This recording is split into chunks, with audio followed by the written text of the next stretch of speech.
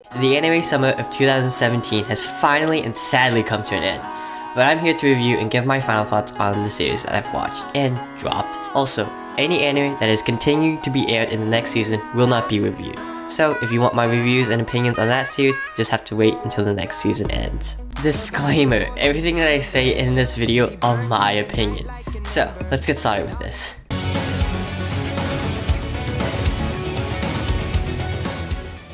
Starting off, we have R.T.O. This anime was really amazing, and a really amazing soundtrack to pair with it. It was really interesting to see all these different characters from different genres of animes and games reacting with each other and just living in our world. We have our main character Shota, who was really bland and boring at first, until we got some characterization and development from his past stories. It was also really awesome to see our main villain just breaking the fourth wall, talking about what the audience wants. And this wasn't a fighting shonen anime, but when there were fight scenes, they were pretty freaking awesome.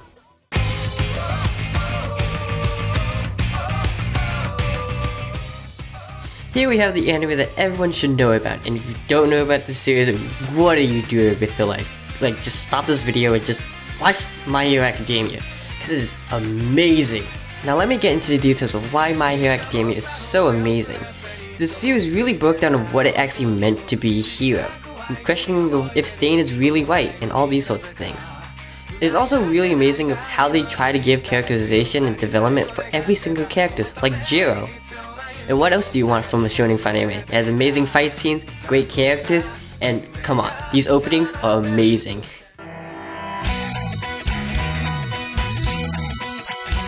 Next up is Sakura Quest. Sakura Quest was a really nice slice of life anime, where it turned a really big misunderstanding into a really great year journey for this girl. The main problem of the story was to try to revive a town that was dying in the middle of the country, and throughout the journey we learned a lot of different cultures and aspects of the countryside, and that revived her passion of loving the countryside again. But in the end, she didn't really revive the town, but she definitely helped a lot of people to realize that this is their home and they don't want it to go away. However, she didn't stay there forever. She left the moment the contract was fully fulfilled and went back to the city side to pursue her true dreams. And it is really sad to see her say goodbye to all the new friends she has made, but it is really great and assuring to know that she has a second home to lean on and to go back to. 1, 2, 1. Here we have Kakegurui. This is one of the most popular anime series that has come out in the summer of 2017, and I don't blame them. This anime has amazing facial features and super hot, crazy, sexy girls fighting crazy psychopathic people at gambling. And at first, the series became pretty predictable, but in the end, our minds got totally fucked. But when I mean crazy hot girls, I don't mean, oh wow, she's crazy hot. I mean,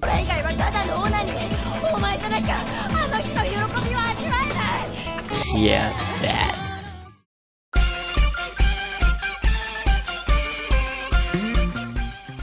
Here we have the romance of the season, Love and Lies. This anime was really interesting because it tackled a real life problem happening in Japan, which is the low birth rate. Within the anime, the government created a law that you were assigned a partner at the age of 16. This puts our main character in a very problematic situation, where should he go with his assigned wife or the girl he loved ever since grade school? And this story becomes an eternal struggle for him, where he can't choose either one of them without hurting their feelings. Sadly though, the anime ended in a very open ending, leaving the audience unknown who he chose and what's gonna happen in the future. So if you wanna know, guess you gotta read the manga.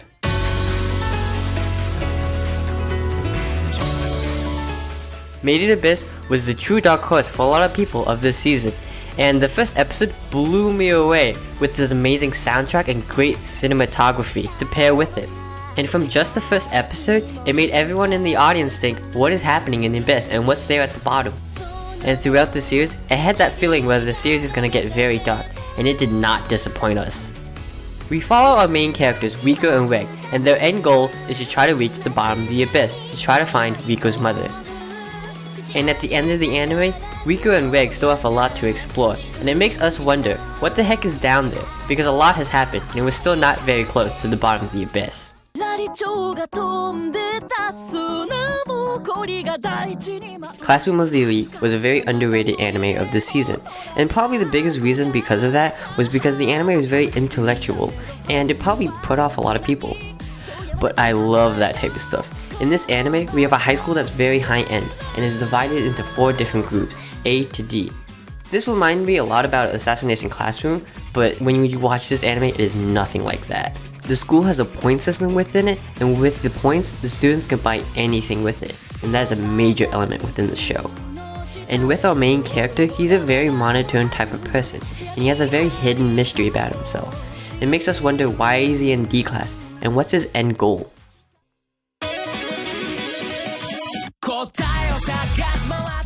Fastest Fingers First is an anime that will make you totally insecure about your own intelligence. The premise of the anime is basically like Jeopardy on steroids. The competitors have to buzz in even before the question is finished, and they have to predict what the question is and also answer it correctly. And this is something I would never be able to do. It's also really interesting to think how they have to come to that conclusion. So if you really want to check out something very intelligent, go check out this anime. Restaurant to Another World is almost a near perfect slice of life anime for me, but that's just because I love food. But the anime does have a really nice chill soundtrack to go with the atmosphere. The premise of the story is that there's this magical door that appears in multiple different places in a different universe, and we see all sorts of creatures just going into the restaurant. It's also really interesting to see all the customers' different backstories and how they found the restaurant in the first place. Also, it's really interesting to see how they react to our food that we see in the real world.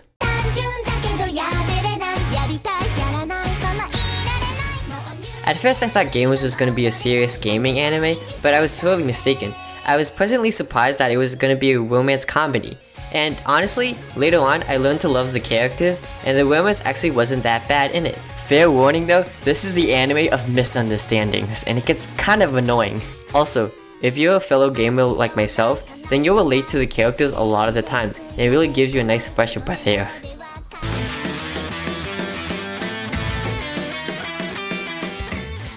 Honestly, Clean Freak Aoyama is not worth watching. There was only a few good episodes throughout the whole series, and the only reason I kept watching it was because there was nothing else to watch on Mondays. And it just felt like a really bad copy of Sakamoto Desu Ka, and Sakamoto Desu Ka is amazing. So just check out Sakamoto Desu Ka if you haven't seen it.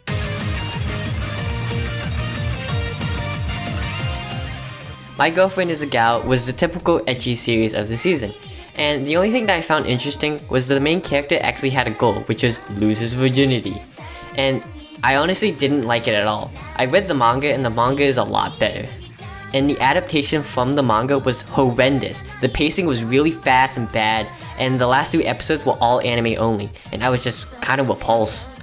The only reason I kept watching the anime was because the main character girl was still really cute and awesome in the series, and because of the plot. So in my honest opinion, don't watch the anime, just read the manga. Also, can we just talk about Nene's boobs? Like, what the fuck are up with those things? It's like 2 gigantic watermelons on her fucking chest.